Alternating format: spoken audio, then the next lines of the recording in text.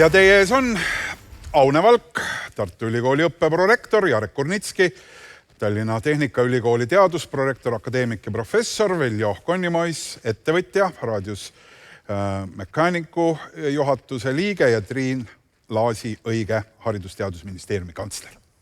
Ja meie päeva viimane arutelupaneel ennustaja või arhitekt pealkirjaga proovime siis asja osapooltena, kes võiksid saada kasu, kelle jaoks OSKA raportit võiks olla tööriist, natukene mudida seda tulevikku ja vaadata, et mis suunas see, mida tehakse, mida Kutsekoda siis kokku paneb OSKA programmi raames, mida ja kuidas seda paremini ära kasutada. Ja mul on võib-olla nagu selline jälle filosoofilise fooni või taustaga küsimus, aga see kraadib võib-olla seda teie tunnetust vajaduse osas. Ehk vaadates tulevikku, kas Aune, sinu meelest OSKA tulevikus on pigem ilmaennustaja või linnaplaneerija? Mina arvan, et ta võiks olla vähemasti ilma arvestav linnaplaneerija, et kui on ikkagi teada, et üleujutused võivad tulla, et siis tasub seda linna sellisena planeerida. Kummikud tasuks jalga panna ja minna sinna, kuhu tahetakse minna. Ehk sa saad ju küsimuse olemus on see, et kas lühivaadet pigem kiiremini operatiivselt või siis pikka perspektiivi. Ehk see on see küsimuse mõte, Jarek. Ja, ma arvan, et OSKAt ju tegelikult niimoodi tehakse, et see ennustaja on väga keeruline olla. Et me mõtleme ennustajal seda, kes vaatab trende, lihtsalt kõrvalt vaatab, kuidas asjad liiguvad. No niimoodi OSKAt ei tehta. OSKAsse kutsutakse eksperdid ja need eksperdid paratamatult on kallutatud. Nad ongi nagu sellised arhitektid, kes siis seda paratamatult natuke seda tulevikku kujundavad. Ja eks see arhitekt on minu arvates siin väga hea võrdlus. Arhitekt on ju ka, et kui sa pead uue maja tegema, sa otsustad, et kuidas siis inimesed 5 aasta pärast hakkavad seal toimetama. Ja teed endale selgeks, et mis siis on vaja, mis on tellija ootus ja saabki ilus, nagu see kruiisiterminal siin sai valmis. Ja me nüüd kõik seda kasutame, et nii nagu see ruum on, nii seda saab siin kasutada täpselt.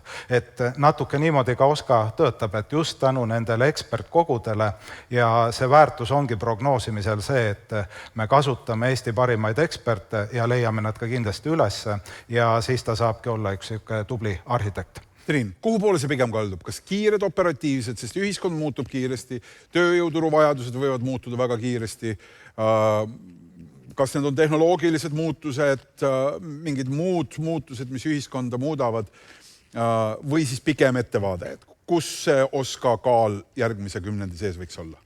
Ma arvan, et see, kus OSKA kaal on järgmise kümnendi vaates on tegelikult juba mõnes mõttes kohale jõudnud, sest ma julgen arvata, et võib-olla päris alguses oli ta rohkem ennustaja, et ta rahuldas meie uudishimu. Jube hea oli teada, aga kas sellest midagi juhtuma hakkas? Ehk et mis on see erisus selle ennustaja ja arhitekti vaates minu jaoks on see, et arhitekt võtab vastutuse ette vaatavalt kujundada keskkonda, nügida asju juhtuma teistmoodi. Loomulikult see teadmine on oluline, aga see on vastutuse võtmine selle eest, mis juhtuma hakkab ja see ei ole ainult teadmine ja uudishimu, see on vastutus. Ja siin ma näen, et see on selgelt OSKA tuleviku väljakutse, kuidas hakata mõjutama kogu seda ökosüsteemi, keda see arhitekti töö või planeerija töö mõjutab. Kui ta on linnaruum, siis meie asi on mõjutada läbi rohealade planeerimise, läbi transpordi, mis juhtuma hakkab. Või on ta ruum, nagu see näide selle maja osas. Ja see on selgelt OSKA tulevik teistmoodi, ma arvan, et ei saagi olla. Ja juba tänane OSKA ei ole enam ennustaja, mis ta võib-olla päris alusaastatel oli, sest me ei osanud selle teadmisega midagi pihta hakata. Aga täna juba oskame. Veljo, kuidas sulle tundub ettevõtjana, kes sa suure osa, ma arvan, viimased teadusuuringud näitasid vist isegi mingi 82% sinu südamevalust kuulub Eesti hariduse elu inseneeria kursile juhtimisele, eks ju, jah. Et kui sa selle prisma läbi vaatad, siis millist Oskat sina näed, et ühiskond vajab? Noh, sa eksid 75% tänaseks on ju. Aga suur osa minu südamest kuulub jah tulevikuharidusele, tehnoloogiaharidusele ja mõttekaaslane Taavi Kotka siin rääkis väga hästi kõik ära tegelikult. Aga ma kasutan praegu võimalust, et see 10 reklaamisekundit, et kas mõni karjäärinõustaja ka saalis on või... Osad isegi ütlesid, yes, tundsid ära. Ja kui paljud tunnevad karjäärinõustajaid, rohkem käsi, et minge käige seal oskuste kompassi juurest läbi, et uurige, mis äge tööriist siis kutsekojal turule tulemas on või ta vaikselt on juba olnud, aga ta on peidus olnud, et minuni ta jõudis alles siin hiljaaegu. Nii et see on üks väärt tööriist, kuhu ma olen tahtnud karjäärinõustajad nügida, et me tegelikult läbi OSKA raportite ja karjäärinõustajate kaudu saame siis noori mõjutada tegema õigeid valikuid ja see, kas nad selle valiku teevad just minu eriala või minu valdkonna kasuks, see sõltub juba minust ja Priidust, kes siin just rääkis. Aga oma lapsi ma üritan arendada nii palju kui oskan ja siis tänuväärt haridusministeerium on 4 vaheaega korraldanud ja me igal vaheajal üritame kuskil käia. Ja siis käisime ka Austrias nüüd just eelmine nädal. Ja mis ma seal kaasa võtsin, et kõik atraktsioonid on rohkem või vähem digitaliseeritud, et enam sa ei kohta neid kassapidajaid kuskil, kes sind kuskile mäele või koopasse laseb. Sa pead nagu e-pileti ostma või siis äärmisel juhul antakse sulle seal väravas selline kassaapparat või nii-öelda masin, eks, et sa saad sealt oma pileti lunastada ja siis, et sind keegi tervitaks seal ja jumal selle eest, et sind lastakse lihtsalt automaatväravatest läbi nagu lennujaamas. Nii et nende aastate jooksul, kus mina olen oma lastega kolanud Austrias, Šveitsis, ma puutusin kokku inimestega kõige vähem. Vaata, et varsti ei puutu üldse, sest et KFC ja kõik teised kannavad hoolt selle nimel ka, et sa saad toidu ka veel kätte selliselt, et sa ei pea inimestega suhtlema. Aga mu poiss nokkis jube ägeda idee sealt, et issi, aga siin Eestis, kui me käime kuskil, et me käime nädalavahetustel ka hästi palju, me ei näe kuskil sellist kohta, kus raha kokku korjata, et ma tahaks ise ka neid masinaid natukene püsti panna kuskile. Kodutänava otsa. Jah, aga tema tuli kohe selle peale, et Jägala juga on vaja nii-öelda ära tarastada ja siis tema paneb selle masina sinna ja hakkab raha kokku koguma. Et see on nagu samm edasi sellest, mis ta mulle rääkis kooliaasta alguses, et tema ostab hulga hakupankas ja hakkab protsendikaupa müüma siis. Ja need väiksed nügimised, mida lapsevanemad teevad, on jube oluline asi, et osata märgata mitte seda mugavust, mida tehnoloogia loob, aga kuidas see on loodud, see tehnoloogia ja mis kasu sellest inimestel on. Ja kuna ta mul selline rahakogu ja usku tüüp on, siis ma olen talle üritanud seda selgeks teha, et seda kasumit, mida investeeritud, tuleb teenida. Ja oskused on siis see, mis annavad võimaluse maksimeerida seda teenistust, kuhu sa oma aega paned. No aga ja, tuleb Jägala joa juures kiiresti ära käia, enne kui Veljo laps sinna selle aja püsti paneb. Aune, aga see baasprobleem on ju selles, et me täna, olles ju aastate jooksul elanud ennast sellesse olukorda, kus me siin oleme, eks näeme, et elu mingis mõttes on meie ümber nagu küsimas teisi asju või teised väljakutsed on. Kuidas sulle tundub, et seda komplekti panna paremini kokku, kus sina õppeprorektorina õpetad, eks ju, sulle tulevad tudengid, seal ootab neid ees mitu aastat ja siis kusagil on see tööturg ja kusagil on nüüd see, kes ütleb, et mida oleks vaja ja kuidas peaks seda tegema ja kuskil on, eks ju, siis veel tööandjad oma mingite ambitsioonidega. Mis lõhet sinu nägemuses me täna siin nagu ületame? Ma alustan võib-olla sellest, et siin varasemates paneelides kõlas ka selline kuidagi pessimistlik vaade kõrgharidusele ja haridusele üldse ja et sellest, et kas oskast üldse mingit kasu on olnud.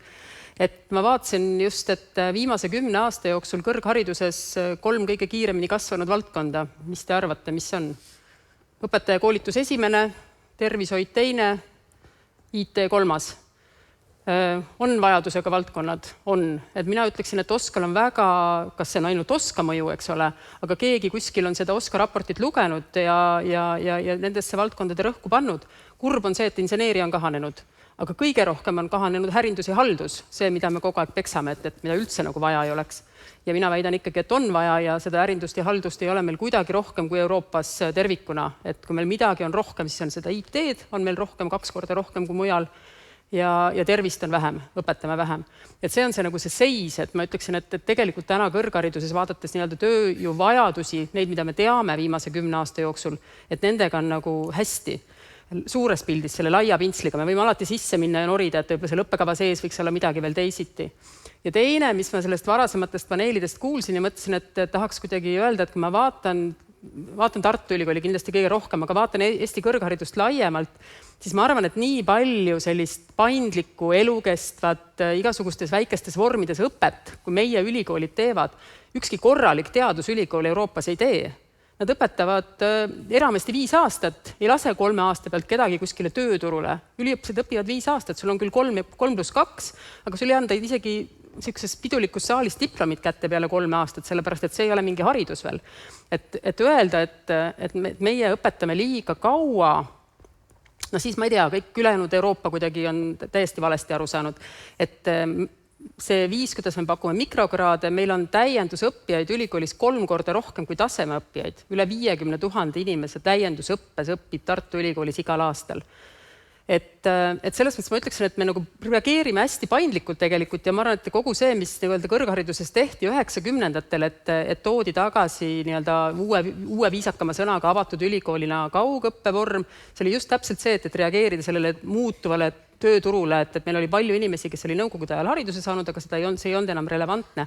Et ma arvan, et selline tugev ülikool, kes suudab sellele muutuvale tööturule reageerida ja ikkagi anda, mina väidan seda, et oskustes toimub polariseerumine, meil on vaja tipposkustega inimesi rohkem ja ka tegelikult nii-öelda kas madalatega, ütleme ka käeliste oskustega, võib-olla mitte nii-öelda väga kõrge haridusega, aga väga heade käeliste oskustega inimesi ja seal keskel neid valgekraesid, keda me täna saame võib-olla siis nii-öelda üldkeskharidusest või bakalaureusõppest, neid on vaja vähem ja neid on juba praegu vaja nii-öelda vähem, aga see trend tõenäoliselt kasvab. Nii et mina ütleksin seda, et kui meil on nagu tugevad haridusinstitutsioonid, kes nii-öelda silmad-kõrvad lahti vaatavad, mis toimub ja pakuvad sellist ka tugevat teoreetilist head haridust, millega inimesed on suutelised ümber õppima, et siis meil on päris hea seis. Pikk jutt, vabandust. Ei, kõik väga hästi, Jarek. Jah, ma julgeks öelda, et võib-olla seda oskat veel ei osatagi piisavalt hästi ära kasutada, sest see 10 aastat on tegelikult lühike aeg. Ja mul on endal ka sellega kogemust. Varasemalt me just ehitusvaldkonnas seda oleme juba enne oskat pidime tegema ise ükskord sellise suure ekspertpaneeliga samasuguse prognoosi. Ja siis, kui tuli esimene kord, tuli oska, siis vaatasime natuke viltu, et seal ei olnud nüüd kõiki erialasid, ta ei olnud piisavalt detailne, aga suutsime anda nii palju tagasisidet, et kui ta teist korda tehti ehituse valdkonnas, siis kõik maastikuarhitektid, sisekliimainsenerid, mis iganes erialad sealt puudu olid juba sees ja see võttis nii-öelda kõikidel ekspertidel suu kinni ja seda üldtunnustatult öeldi, et see on nüüd parim prognoos, mis kunagi tehtud ja seda on hakatud väga palju kasutama ja ma tunnetan ka ülikooli sees, et kõikidel aladel veel oskat kas ei võeta nii tõsiselt või ei teatagi, kui head andmed seal on tegelikult olemas. Et ühest küljest on nagu selle ülikooli sees selle rakendamine, et me tõesti kõikidel erialadel suudame siis nii palju koolitada, kui see prognoositud vajadus on ja kutsekvalifikatsiooniga spetsialistid ja seal tegelikult nalja ei ole, kui neid ei ole, siis jäävadki mingid asjad ühiskonnas tegemata ja majandus ei saagi kasvada. Kindlasti ka kõik need teised, mis Aune siin mainis, nagu õpetajad ja need teised valdkonnad on samamoodi üliolulised. Inseneeria, nagu sa ütlesid, et pikas jooksus on praegu veel nagu kahanenud, aga õnneks see viimaste aastate trend on hästi selgelt murdunud ja täna on nii, et nad ei mahu meil auditooriumisse ära, need insenerihakatised, et kes hiljaks jääb, see loengule ei pääse. Et kahjuks on Tehnikaülikool natuke väikeseks jäänud, et see trendi murdumine on olnud nagu hästi tugev ja mille üle ma ka väga palju rõõmustan, on see, et riik ise on seda hakanud palju rohkem kasutama. Teatavasti meil ei ole kaua aega olnud riiklikku haridustellimust, ülikoolidel on autonoomia, aga selle vabadusega loomulikult kaasneb ka vastutus ja kui mõlemad osapooled oskavad OSKA-t lugeda, siis need läbirääkimised on alati nagu viljakamad ja siin ma väga tunnustan ministeeriumit, et see ülihea tööriist on kasutusse võetud ja sellega kindlasti me saame ülikoolide vahel sellise hea ja töise tööjaotuseni jõuda, et meil dubleerimist ei oleks liiga palju ja me keskenduks nendele erialadele, kelle järgi siis ühiskonnas kõige suurem vajadus on, sest selge ju, me kõik töötame väga piiratud ressurssidega, aga selles suhtes see on nüüd imeline tööriist, mis tasapisi hakkab valmis saama ja 10-aastane poiss või tüdruk on veel noor ja kindlasti arenguruumi ka siin veel on. Ma lihtsalt mõtlen praegu, kas ma siis järgi julgen selle kokkuvõtte teha, et kas ma tõesti kuulsin praegu seda, et sa ikkagi tunnistasid, et rektoraadis need OSKA raportid nagu ei ole liiga nagu tõhus töövahend. Et ma võtan su pika juttu sellena kokku, et kui Aune ei öelnud seda, siis sina ütlesid seda, et ülikool täna ikkagi ei tee nii palju valikuid, nagu võiks teha raportit. Olgem sõna täpsed. Ma ei öelnud, et see rektoraadis ei ole, aga meil on 21 struktuuriüksust Tehnikaülikoolis ja igas instituudis ta veel ei ole nii tõsiselt võetud, kui ta võiks olla. Ja see on muuhulgas siis minu töö koos õppeprorektoriga meil, et ta oleks tõsine töövahend kõikides meie struktuuriüksustes. Aitäh! Aitäh, väga hea. No aga nii, Velja, kuidas sina seda näed? Praktikuna saan öelda, et ma 10 aastat olen seisnud silmitsi tööjõupuudusega, et ma olin üks viimaseid masintööstusettevõtteid, kes tagus vastu rindu, ütles, et ma saan kohaliku tööjõuga väga hästi hakkama, et mul ei ole välistööjõudu vaja ja siis nüüd ma olen 5 aastat olnud selle paratamatuse eest, et hoolimata sellest, et majandus on meil 3 viimast aastat langenud ja me olime kõige sügavamas augus siin 30% tellimuste mahu vähenemisega ja siis saabus meile nagu selline normaalne olukord, kus tööjõudu oli piisavalt, aga ikka endiselt oli puudu ja kui me nüüd oleme seal nii-öelda 10% sellest põhjast ülespoole roninud, siis täpselt sama palju tööjõudu on meil puudu, aga kui me ronime nüüd sinna 30 peale tagasi, et me täidame ära selle tühimiku tellimustega, siis ma olen sunnitud kliente alt vedama, et selle 98% tarnekindluse ma pean ütlema, et see on nüüd 70-75. Et ma ei tea, kuhu läheb selle OSKA raporti tööjõuvajaduse, see ekspertiis hindab, et ta on vaja juurde ja kas ei jõua nii-öelda tellimusena siis kutsehariduskeskustesse. Kuskil on siin selline tühimik, et olen ka kuulnud selliseid väiteid, et mingi OSKA raport, eks, et inimeste suust, kes tegelikult peaksid OSKA raporti võtma nagu sulatõena. Et ekspertiis on seal olemas erineva valdkonna esindajate ekspertide näol ja siis öeldakse, et mingisugune raport. Et see, me Tiiaga üritame seda nüüd murda, et seda olukorda vältida tulevikus, aga siin on nagu selline tõsine lõhe, et tellimus, seda ei tohi küll öelda, et see on tellimus tööandjate poole pealt, aga seda tellimust hetkel ei täideta nii, nagu OSKA teda raporteerib. Triin. Jaa, ma olen nõus. Ma olen nõus sellega, et OSKA tööriistana ei ole üldse selles potentsiaalis kasutuses, nagu ta võiks olla. Enne veel, kui sa seda jätkad, mille taha see nagu täna peamiselt jääb? Ma arvan, see on hästi mitu aspekti. Üks, mis siin tegelikult ka kõlas, on see, et meil on rajasõltuvus päris tugev. Ja kui siis tuleb OSKA midagi mingi valdkonna pinnalt looma seda visiooni, mida selles sektoris olijatel ei ole meeldiv omaks võtta, siis näiteks. Ma ei tea, kas ma tahan seda korral aegast avada. Arvad või? No ma avan, et me oleme väga uhked näiteks selle üle, et meil on väga suur hulk elukestvalt õppivaid inimesi. Oskuste õppe on oluline, elukestev õppe on oluline ja ongi oluline. Ja nüüd on küsimus, et mille osas paneb ja mis erialade osas paneb riik õla alla. Ja siin ma arvan, et juba siin, kui me räägime sellest OSKA mõjualas olevast ökosüsteemist, see ei ole ainult formaalharidus. See on täiendõppe, see on töökohal õppimine, see on hästi lai spekter ja me peaksime igal pool võtma aluseks ja kui me ütleme, et täiskasvanud õppijad, palun õppige, me toetame seda ja ma ei tea, õppige erialasid, millel tegelikult puudub igasugune seos sellega, mida OSKA ütleb, mis oskusi meil vaja on. Siis on küsimus, et lihtne on osutuda selleks pahaks, kes ütleb, et me ei rahasta enam teatud koolitusi riigi poolt, et õpi, aga õpi omal kulul. ja me suuname riigi raha sinna, kus me näeme, et on OSKA nagu nii-öelda raportite pinnalt ette nähtav selge oskuste defitsiit, on suured muutused ja nii me sattumegi sellesse selle rajasõltuvusega silmitsi, et kui ma olen koolijuht ja mul on väga pikk koolijuhi karjäär, ma mäletan aastat 2016, kui tuli raamatupidamise raport, mis ütles, et Tallinna Majanduskooli suurusele koolile, kes õpetab valdavalt raamatupidajaid, sisuliselt selle taburetil üks jalg tuli alt ära. Ja nii-öelda selle perspektiivi kommunikeerimine õpetajatele on hästi keeruline. Ma arvan, sama keeruline oli näiteks aianduse valdkonnas õpet pakkuvatele või siis restaureerimise valdkonnas õpet pakkuvatele koolidele alla neelata see mõrupill, et koolitustellimus nendel erialadel väheneb, sest me lihtsalt ei näe nõudlust, mis ei tähenda, et sotsiaalne nõudlus pole, aga majanduslik nõudlus tööturuplaasil ei ole, mis tõttu me nii-öelda võtame siit selle riikliku finantseerimise jõuõla maha. Ja see ongi see rajasõltuvus, et me oleme harjunud midagi tegema teadmisega, et küll nad leiavad oma tee. Aga kui meil on raha vähe ja need otsused on loetud, kalkuleeritud ja andmepõhised, siis me peame tegema valikuid ja siin me lähemegi vastuollu selle rajasõltuvusega. Ja ilmselt küsimus ongi, kuidas me juhime neid koole.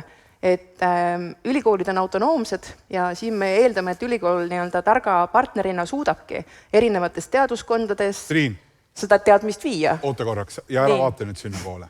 Vaatan sulle. Ei, ära vaata sinna poole. Et sa ära lase Aunel ja Jareku pilkudel ennast mõjutada. Ma arvan, et suudavad, aga tempo võiks kiirem olla. Ehk siis ikkagi mitte nii hästi, kui Eesti ühiskonnal vaja oleks. Ma arvan, me kõik näeme sellega täna vaeva, kuidas oskast välja lugeda ja seega minu sissejuhatus, kui ma ütlesin, et me natukene veel võtame oskat kui ennustust ja kui ma toon selle ilmaennustuse paralleeli, siis ma vaatan välja ja kui on ilm, mis mulle ei meeldi, ma ei lähe välja. Aga ma ei saa sellest lähtuda OSKA prognooside puhul, kui ma töötan maailmas, kus OSKA ütleb, et mingid muutused on tulemas, ma ei saa otsustada, et ma ei lähe sinna maailma enam. Ma lähen. Lihtsalt küsimus on see, et kui pikalt me anname aega sellega harjuda, kui kiiresti me reageerime ja ma arvan, et selle autonoomia varjus on natukene ajatelg voolavam kui näiteks kutseõppeasutustel, kus riik jätkuvalt annab koolitustellimust ja kus on võib-olla see hoob mõnevõrra ja sekkumine mõnevõrra kiirem, mida me saame esile kutsuda. Mul ei ole ja absoluutselt ei ole nagu mingit ka OSKA poolt nagu häälestatud agendat ja kaugemal sellest ma tahaks mingit tüli, eks ju.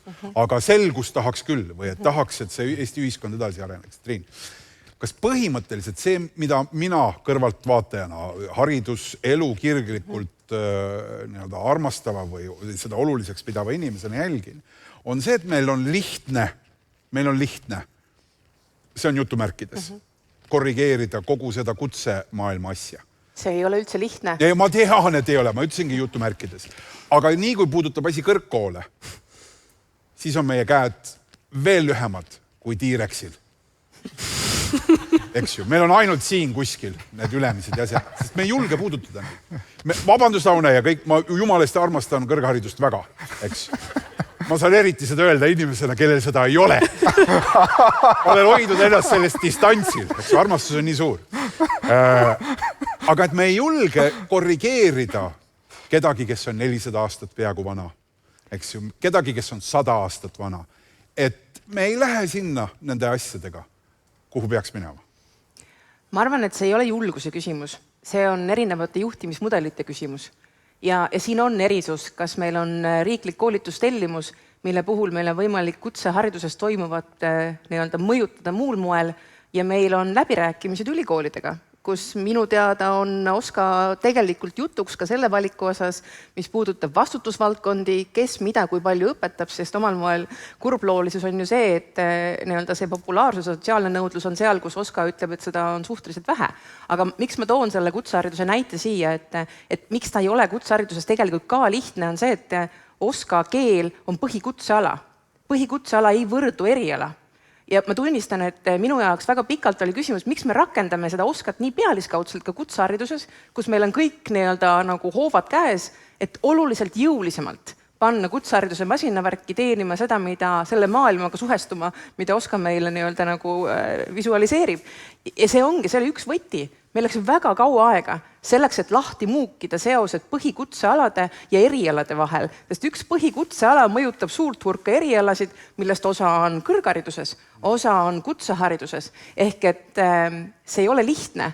mistõttu ma jälle tulen oma alguse juurde tagasi, mis minu jaoks on ülioluline, on see, et kui me räägime planeerimisest või arhitekti vaatest, siis on see ökosüsteem ja lihtsalt nii-öelda utreerin, väljastades prognoose, me jätame, see on nagu selline, ta on passiivne, sest me ei kutsu esile neid muutusi, ehk et seesama masinavärk, mis peab sinna taha ehituma, on ajas vaikselt ehitunud, sest et me olemegi, on olnud teatud taipamised, kas või näiteks see, et see ei ole lineaarselt rakendatav, me peame ta lahti muukima ja teatud puhkudel me peamegi ta ka veel lisaks oskusteks dekonstrueerima, selleks, et aru saada, millised muutused kuskil rakenduvad, mis erialased see mõjutab ja kui me räägime kutsehariduses, kus ehk põhimõtteliselt, vabandust, ma sekkun vahel, põhimõtteliselt me peaksime hakkama isegi prognoosima seda, mis ütleme, et milliseid oskusi vaja ei lähe või et Oska peaks hakkama ka sellega põhjalikumalt. Ma arvan, et see muidu jääb ridade vahele, kui me neid asju välja ei häälda. Rohkem osandama. Just. Jah, Veljo. Kahju, et Tallinna Ülikooli esindajad siin paneelis pole, aga ma saalis nägin, oli olemas. Ma Eli Kaldasega kulutasin päris mitu tegusat päeva ja leidsime ka sellise õhkõrna lahenduse, mida siis Eli lubas peamajja kaitsma tulla ja siis sealt edasi ministeeriumisse juba, et Oska raportid tegelikult annavad ka võtme, et kui me siin kuulsime, et õpetajaid koolitatakse kõige populaarsem üldse õpetajate eriala, siis kas ka Oska raportitega see korreleerub? Et millised õpetajad me koolitame, et me teame jah, et meil on reaalaine õpetajaid puudu, aga kui me võtame nüüd oskused päriselt ka arvesse, et kas neid oskusi või nende oskuste esindajaid me koolitame siis õpetajateks, teeme sellise kiire ümberõppe, et me saame majandusministeeriumist, majandus-kommunikatsiooniministeeriumist väga kergelt välja võtta need prioriteetsed erialad või valdkonnad, kus meil on nii-öelda kõige suurem tuul tagant minemas, eks, et me ei tegeleks niimoodi, et jah, me koolitame õpetajaid, anname selle signaali, aga tegelikkuses me Oska raportitesse ei vaata, et millised õpetajaid me koolitame. Et siin on üks selline võtmekoht, et ja Haapsalu kolledžil on see mõte olemas. Ma väga soovin, et haridusministeerium leiab vahendeid, et neid mõtteid ellu viia. Aune, hommikul siin ministriga korraks tegime sellist vestlust ja ma küsisin tema kui mitte siis ministri, vaid kellegi, kes oli endine koolijuht ja kuna ma ka sind mäletan ajast, kui sa ei olnud veel Tartu Ülikoolis, vaid sa olid haridusministeeriumis, esindasid ühiskonna riigi huvi tervikuna. Ma nüüd räägiks selle inimesega. Jah, pane enda peas kuidagi need asjad paika. Kuidas me täna peaksime vaatama kogu seda haridusse minevat raha, siis Aune ministeeriumi töötaja, jah? Kuidas me peaksime seda vaatama ja käsitlema selle juures nagu ülikoolidesse pandavat raha ka, et me saaksime selle tulemuse, mida me tegelikult siis nende Oska raportite, tööturu vajaduste kaudu nagu rohkem näeme. Mis muutusi sa näed, ministeeriumi töötaja Aune, jah? Et selle jaoks saaks teha?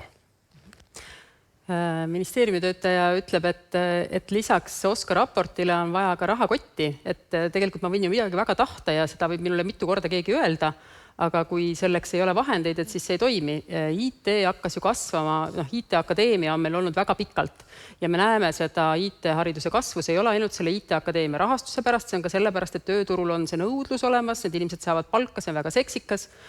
Töötada IT-s kahjuks seksikam kui inseneerias, miskipärast ma arvan, et seal on ka väike selline nagu kuvandi teema. Praegu meil on inseneriakadeemia nüüd vist 3. või mitmendat aastat ja me näeme seda muutust inseneeria kasvus. Õpetaja akadeemia, mis ei ole küll sama mahuline meede, aga see eestikeelsele haridusele üleminek ja sellega kaasa tulnud selge tellimus, selge rahastus, stipendiumid üliõpilastele. Me näeme sellist buumi praegu õpetajakoolituses. Viimasel aastal isegi matemaatikaõpetajaid tuli meile rohkem õppima, kui meil kohti oli. Me võtsime nad kõik vastu, kes kvalifitseerusid, aga rohkem kui planeeritud üle 10 aasta esimest korda. Nii et selles mõttes see märkus on õige, et kõik õpetajaametid ei ole samavõrra populaarsed. Aga ma ütleksin, et ministeeriumi esindajana ja ka ülikooli esindajana, et lihtsalt sellest märkusest kuskil analüüsis ei piisa, et seal on vaja ka taha neid hoobasid. Ja ministeerium on neid hoobasid näinud nende erinevate sotsiaal- või tõukefondide rahastuste näol. Ja, aga ministeeriumi esindajana, Aune, sa ju tead seda, et Eesti oma eelarvest Euroopa Liidu riikidega võrreldes paneb teistest rohkem raha haridusse ja kultuuri. Täiesti ilmselgelt proportsionaalselt rohkem, eks. Seal ei ole tervishoidu, mis paljudes riikides on. Ja nüüd on, eks ju, kaitsekulutused seal ees, et kus see lisaraha saab juurde tulla. Ma kardan, et mitte selle eelarve piirest ja mitte ka laenudest, et see ikkagi peab tulema selle sama valdkonna seest. kuidas me seda ümber mängiksime, on ju ministeeriumi esindaja Aune see küsimus. Ministeeriumi esindajana ka, lihtsalt kõigile võib-olla ei tead, ma olin analüüsiosakonna juhataja ja vaatasin kõiki valdkondi, kõikide valdkondade seda suurt pilti, et üks mure, mis meil jätkuvalt on, seda on hästi valus öelda, on koolivõrgu teema, et kui me vaatame rahastusvoogusid, kuidas on läinud, siis üldhariduse rahastus võrreldes SKT-ga on kasvanud oluliselt rohkem kui kõrgharidus, mis tammub paigal ja järgmisel aastal veel natukene hoiab ennast, aga ülejärgmisel ja üle-ülejärgmisel hakkab kukkuma alla 1%. Et selles mõttes ma ei ütle midagi õpetajate palkade kohta, mis enam tulevikus ei makstagi võib-olla, aga see üldhariduse koolivõrk, kus meil on tegelikult ikkagi Euroopa ühed väiksemaid klassid või õpetajate või õpilaste arv õpetaja kohta üldhariduses on see, kuhu ma arvan, et meil raha kulub. Ja muidugi on see küsimus väikestest maakoolidest, eks ole, et ma arvan, et see 6 klassi peaks olema kodu lähedal, aga see põhikoolide ja gümnaasiumite arv, mis meil on, et see kahjuks nõuab ülevaatamist. Jarek? Jah, mulle tundub, et me oleme hakanud ühe teema ümber natuke keerutama, aga ütleks selle otse välja, et kui on väikesed ressursid, samas on teada, missugust tulemust oodata, et see riiklik koolitustellimus on hakanud tasapisi tagasi tulema. On see okei? On see teadusprorektori vaatest okei? Ma arvan küll, ega selle vabadusega kaasneb ikka vastutus, et loomulikult ülikoolidel on autonoomia, aga me kasutame maksumaksja raha ja me peame andma selle tulemuse, mida maksumaksja ootab ja mida täna kasutatakse, ongi need halduslepingud, mis ministeerium teeb kõikide ülikoolidega perioodide kaupa, 3-aastased perioodid, nagu nad on, ja sinna järjest rohkem kirjutatakse sisse, näiteks Tallinna Tehnikaülikooli kehtivas lepingus on see, et 10% suurendage inseneerias vastuvõttu, IT hoidke samal tasemel, majandus tuli alla võtta, sest ka Tehnikaülikool oli süüdlane selles, et me haldusjuhte koolitasime üle, tuleb ausalt tunnistada, juhtus selline asi, nüüd oleme tagasi tõmmanud ja praegu räägime ministeeriumiga, hakkame kohe läbi rääkima uut lepingut, kus on jälle sellised punktid on sees, et kus siis tuleb pingutada ja kus siis tuleb ennast tagasi hoida. Et see tundub, et see on nagu ainukene viis, kuidas seda suurt pilti ikkagi juhtida ja minu arvates see varasem probleem oli pigem selles, et ministeerium ei teadnud, et ei olnud neid andmeid, et kuidas seda juhtida ja siis öeldi, et siis oli lihtne öelda, et vaadake, meil on autonoomia, kuulge, vaadake ise, tehke midagi, et nagu ikka visatakse raha ja tehke ja siis kustutame rahaga tulekahju ära, et või utreerides võib-olla natukene selline olukord oli, aga siin ma tahan just rõhutada, et see OSKA on muutnud mängu nii ministeeriumi kui ülikoolide jaoks, me mõlemad näeme nüüd kaugemale. Ma korraks, Aune, nüüd sinu juurde tagasi, aga nüüd juba õppeprorektori juurde, et päris hea niimoodi isikute vahel hüpata. Kuidas selle kas strateegia kokkupanemine käib ülikoolis praegu? Kas te on koos? On koos lausa juba, esitati, jah. Kas see näeb ette, et riik hakkab tegema siis nii-öelda... Koolitustellimust või? Jah, koolitustellimust. Ei näe ette ja ma arvan, et väga täpne koolitustellimust. Ma arvan, et selles mõttes see suurte suundade näitamine, et mida natuke rohkem ja mida vähem, et see on okei ja seda on vaja ja selles mõttes, et ega me ei seisa ju kuidagi ühiskonnast lahus. Et ma ikkagi ütlen, et tugev ülikool, mis on näoga ühiskonna suunas, on see, mida me tahame. Et me ei taha kindlasti sellist ülikooli, mis nagu nii-öelda, vabandust, aga ma arvan, et on Haridus-Teadusministeeriumis on umbes 5 inimest, kes kõrgharidusosakonnas töötavad. Nad ei saa juhtida ülikoole detailselt, paratamatult see ei ole lihtsalt realistlik.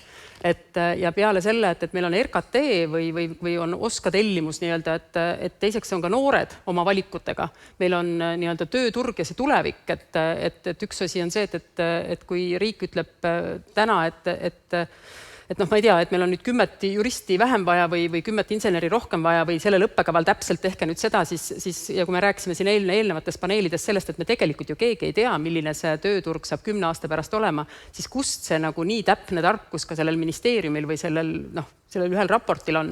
Et ma arvan, et see vastutus ülikoolil on ikkagi see, et vaadata tulevikku ja sõltumata sellest, mis see täpne õppekava nimetus on, anda sellist haridust, millega on tulevikus võimalik ümber orienteeruda ja olla ise see tuleviku kujundaja. Et mina nagu sellisesse täpsesse RKT-sse väga ei usu, et seda saaks sellises ebakindlas maailmas keegi üldse väga hästi teha. väga tore, et sa selle välja hääldasid, et see põhimõte oleks arusaadav ja need loogikad omavahel kokku viidud. Veljo, sinu nii-öelda nime all siin on konkreetselt küll sinu ettevõte, aga kui sa korraks üldistaksid ja mitte tahes seda probleemi jätta ainult siis koolide kanda, et see on ilmselgelt ikkagi ju ettevõtluse väljakutse ka, et kuidas tööjõud tekib ja kas me tegevusvaldkonnad, kus me näeme enda võimalusi, et kuidas need kokku lähevad. Mida ettevõtlus peaks tegema, et siin see tulemus omavahel, see koolitusprotsessid ja prognoosid ja siis lõpuks võimekus maksta need maksud selles riigis, et nad ikkagi päriselt tekiksid. Mida saab ettevõtlus ise teha? No Taavi, keda me siin seina peal nägime, on ju päris palju teinud ja ma olen küsinud, et mis tundega sa panustad oma isikliku perevahendeid selle tegevuse tegemiseks, sest pikka aega ju Taavi ainult oma perekonna rahakoti peal seda tegevust rahastas. Ja panna nüüd mind ja teda veel rohkem panustama haridusse, et me pigem mõtleme seda moodi, et kuidas saaks veel rohkem ettevõtjaid kaasata, mitte et me üksikutena panustaksime veelgi rohkem. Et ma oma vallas ju niigi 2 või isegi 3 kooli tehnoloogiatunnid olen juba 3 või 4 aasta jooksul rahastanud ja see on see tegevus, mida ma näen, et ma saan ise kõige kiiremini ära panustada ja minnes nüüd teiste ettevõtete ukse taha seda sama panustama, motiveerida, siis nad ütlevad, et aga miks? See justkui ei ole nagu minu liivakast ja vaadatakse ikka ministeeriumi poole peale, aga kui sa oled nagu 19. aastast tegelenud selle probleemi algallikate otsimisega, siis leiadki selle, et ise tehes on see mõju kõige kiirem. Aga saada sulle nüüd vastus, et mida ettevõtjad peaksid tegema, siis nemad maksavad oma makse ja nüüd maksta veel peale haridusele, et saada nagu sellist. Ja me oleme jõudnud sinna kõige leebemasse vormi, et eelmine aasta Tartu linn aitas korraldada avatud tehaste päeva ja see on nagu selline pingutus ka juba. Me teame, et me müüsime vist 1500 piletit 2-3 tunniga läbi. Ja see huvi hakkas Imavere saeveskist pihta ja see eeskuju oli meil kõigil silme all olemas, aga me lihtsalt ei ole kasutanud seda populariseerimise ja näitamise võimalust, aga kuulda on, et see aasta meil 5 maakonda on ka tulemas kampa, et seda sama asja ära teha. Aga see ei maksa midagi, see võtab aega. Aga kui nüüd reaalselt rahalisi vahendeid panustama hakata, siis ma näen, et kõige käega katsutavamad, kus me saame kõige kiiremini oskused tagasi, on kas või need samad vanad tööõpetuse tunnid. Me võtame selle käsitöö sealt eest ära, jätame lihtsalt tööõpetuse tunni ja viime sinna tehnoloogia nii-öelda kalkriips taha. Et iga maakond või iga vald ju oma spetsiifilise nii-öelda tööstusega või majandusharuga saab panustada selliselt, et praktika on see esimene koht, kus hakkab tagasi tulema. Tööandjate keskliit korraldab parimat praktikat ja me näeme seal sellist nagu IT edulugu ja siis ka selliseid tööstuse tugiteenuste eduluguseid, ka energiavaldkonnast on hästi ägedaid edulugusid, aga see nagu päris tööstust me veel ei näe, et integreeruks haridusse, et see samm tuleb teha mõlemalt poolt, et mitte ainult, et meie ettevõtjatena astume kooli juurde, sest meil on öeldud ka, et kas te kavatsete järgmine aasta jälle tulla, et meil siin hakkab kohe eksamiks ettevalmistus. Ärge tulge segama siia, sumistama hoovi peale. Triin, publikust küsimus, mis tundub paljudele siin oluline. Oskad arvestavad kutsekoolid, sõnum Oskast tuleb üldharidusele, eriti põhikoolile ja sellel pole ühtki vastuvõtjat. Et mulle tundub, et Veljo kirjeldas ka mõnevõrra seda, et kogu see protsess, kuidas me nagu põhikooli tasandil õpetame, kuidas me käsitleme siis tuleviku võimalusi, et see on jäänud kuhugi nagu kinni. See on vallavanema otsuses, sest kui vallavanem teeb oma eelarvet, siis tema seal jagab oma proportsioonid ära ja kui ta ütleb, et huviharidusse läheb mingi osa eelarvest, siis huviharidusest tuleb vastudele sport, muusika ja siis tehnoloogia. Ja tehnoloogia on tihti peale 0,1% valla eelarvest. Triin? Ma arvan, et põhihariduses on võimalik kõike seda, mida Oskar meil räägib, adresseerida tegelikult mitmel moel. Ja üks on see, mis puudutab üldoskusi, millest tegelikult Oskar on väga pikalt rääkinud. Ehk et kogu selles nii-öelda muutuvas maailmas on need inimese kesksed oskused, mida tuleb arendada, selleks peab olema õpetaja, kes oskab neid arendada.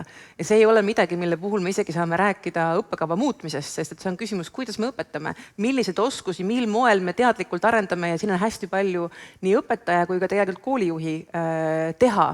Teine teema on see, kuivõrd me valmistame ette nii lapsi, kui siin käis läbi see mõte, et maksumaksja on ka lapsevanem, kes võiks ka teada, mis maailmas toimub ja omalt poolt kodus rääkida, et see ei ole ainult kooli küsimus, see on koostöö küsimus selleks, et lapsed teaksid, mis maailma nad lähevad. Ja ma arvan, et me räägime täna liiga vähe meie põhikoolis tööst, tööle minemisest, me valmistame ainult edasi õppima. Aga ühel hetkel nad jõuavad kõik tööturule ja me räägime vähe ja ma arvan, et see on hästi selge väljakutse põhihariduse arendamisel. Ja see puudutab nii valikute andmist selleks, et näha, kogeda, avardada pilti selle osas, mis on erinevad tööd ja elualad, aga see on ka küsimus, et aidata läbi valikute juba põhikoolis lastel leida seda miskit, mis neil silma särama paneb. Ja ma väidan, et me oleme liiga vähe andnud ka võimalusi nii selleks huvihariduseks, nii-öelda silmaringile avardamiseks, kuivõrd meil ei ole olnud ka sellist selget nii-öelda keelt selleks, et arvestada ka huvihariduses omandatud õppekava täitmisesse.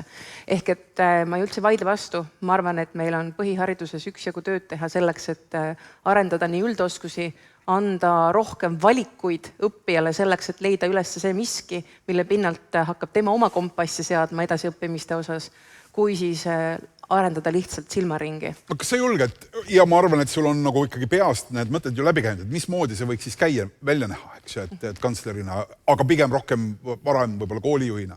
Eks, et mis see on, mida me seal põhikoolis siis peaksime tegema, et see pilt muutuks? Nüüd ongi küsimus, et kas sa küsid minu kui endise koolijuhi käest ja siin ma arvan, et... Ma küsin sinu kui endise koolijuhi käest, praegu ei vasta kantsler. Issand ikka lõhestunud isiksuste nagu kokkutulek meil siin päeva juurde. Minu süül kõik. Nii, aga vasta koolijuhina.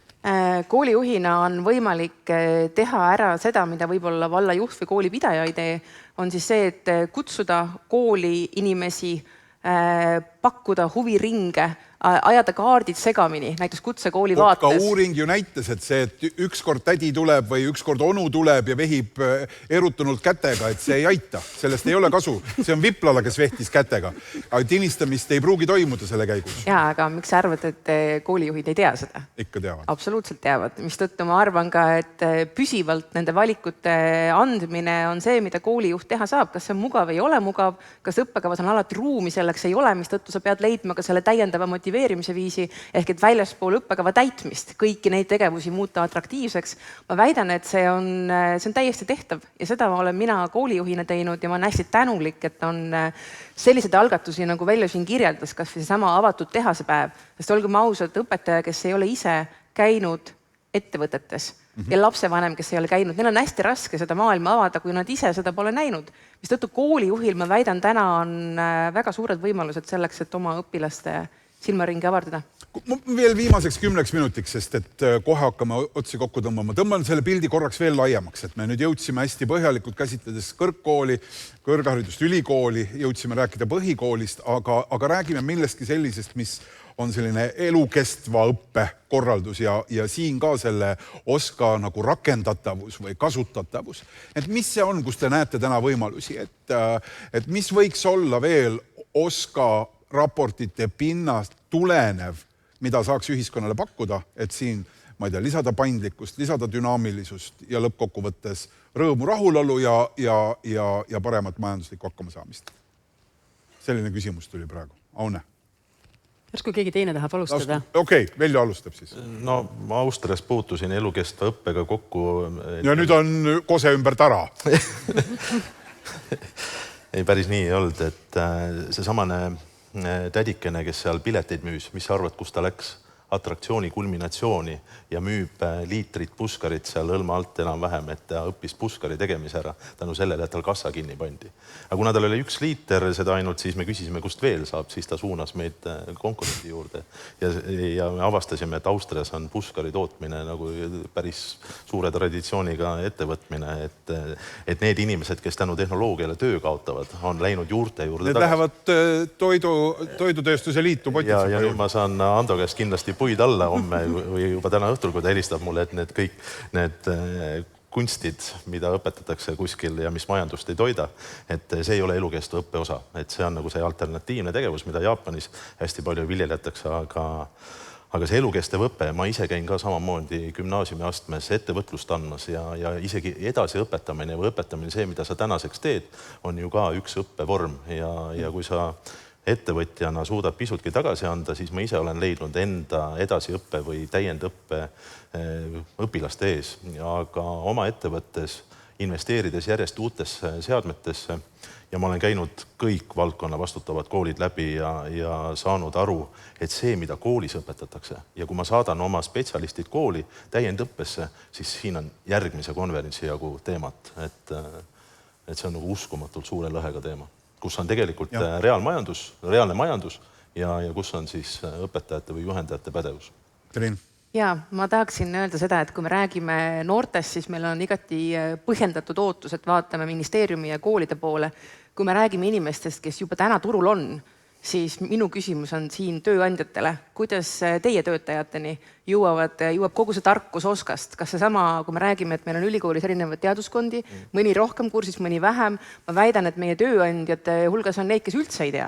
Ja nüüd on küsimus, et aga mis on tema vastutus oma töötajate ees ja kui see töötaja ei jõua ei sellele koolitusele, mida HTM korraldab, ega lähe kooli, siis siin ma arvan, et tegelikult on väga-väga suur probleem. Meil tuleb lapsi vähe juurde, aga meil on suur hulk inimesi, kes peavad väga pikalt toime tulema keerukamaks muutuva tööga ja siin on need käed veel lühemad kui sellel T-Rexil, sest et see, mis toimub ettevõtetes, hakkab pihta tööandja arusaamadest, väärtushinnangutest, kas ja kuivõrd tema hindab oskuste õpet oma töötajate puhul ja me siin hiljuti Tiia ja veel hulga toredate inimestega uurisime, et kas asi on rahas ja tegelikult tuli välja, et ei ole rahas. Meil on suur hulk meetmeid selleks, et toetada tööandjaid, kes nad võiksid oma töötajad koolitada. Ja siin on küsimus, mis see on, kas on teadlikkus, kas on vähe ambitsioonikas ärimudel või me lihtsalt ei saa aru, et see on see ressurss ja me ainult vaatame koolide poole, et sealt tuleksid haritud inimesed, koolitatud inimesed, oskustega inimesed, tegelikult need inimesed paljuski on turul juba. Ja see on küll, minu arvan, et väga selge teadvustamise koht ka tööandjate organisatsioonidele, kuidas me jõuame nende inimesteni, kes täna juba on turul, et nad püsiksid seal, et ta jõuaks töötukassa koolitusele, sellepärast, et on töötu.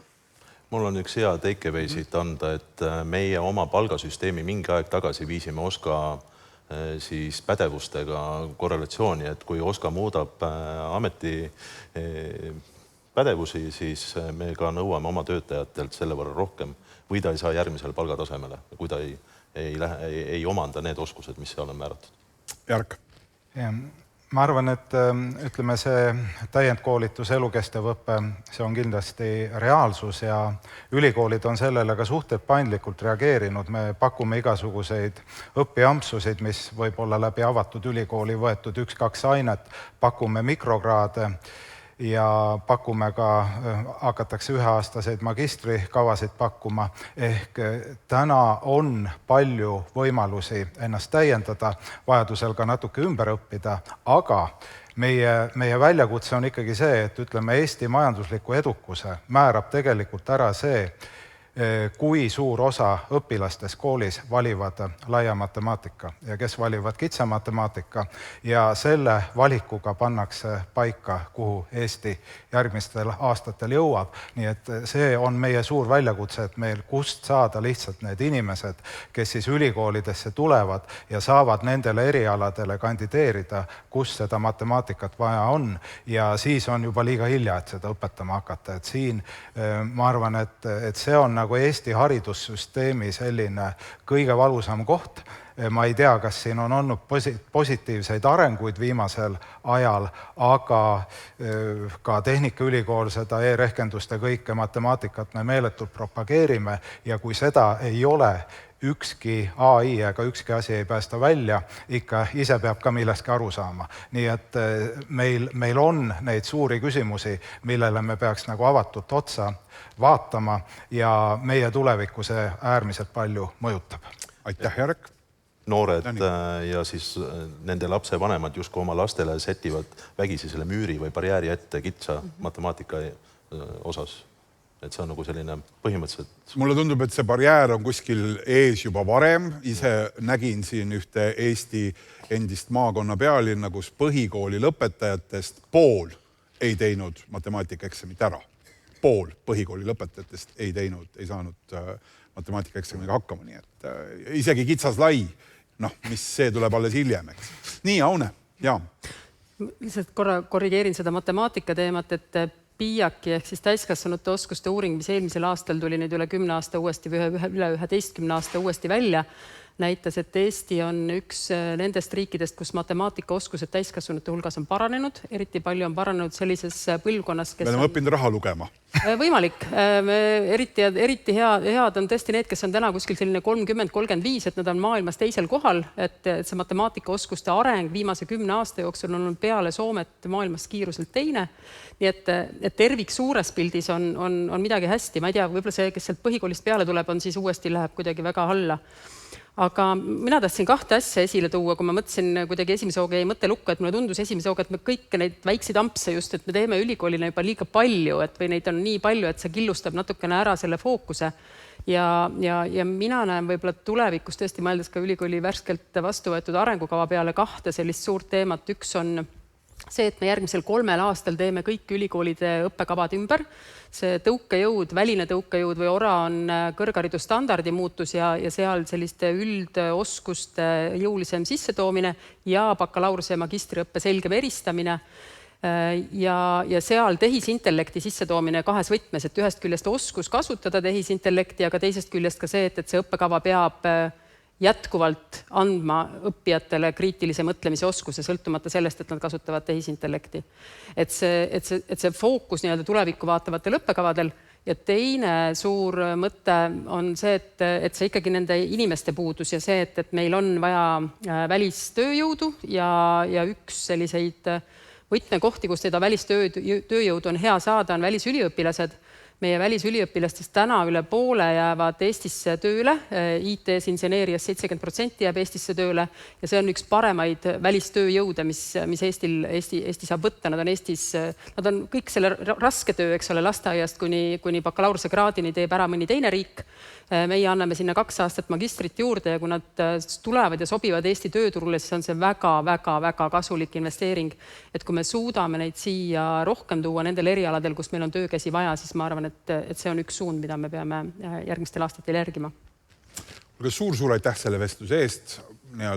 Minevikus tagasi vaadates sellele, kuidas oleme OSKAt rakendanud ja seda tuleviku pilgu eest ka. Aune Valk, Jarek Kurnitski, Veljo Kannimoist, Triin Laasi-Õige. Suur tänu. Kutsun teid siit kaudu lavalt lahkuma. Aitäh!